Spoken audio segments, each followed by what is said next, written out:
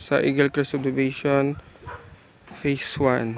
Dito po yung mga binebentang lote na tig 100 square meters saka 80 square meters. Dito po yung magiging proposed road na 3 meters. Tingnan po natin.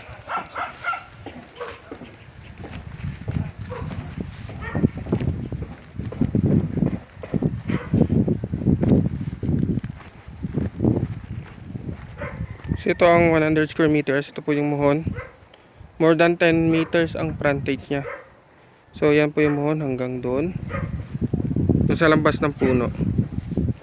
So yan, may overlooking view doon sa likod.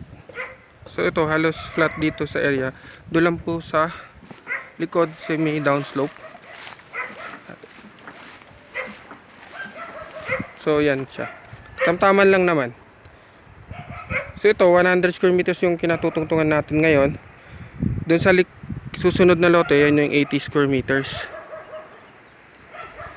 Tapos meron pang 100 square meters dito sa may bandang kanan.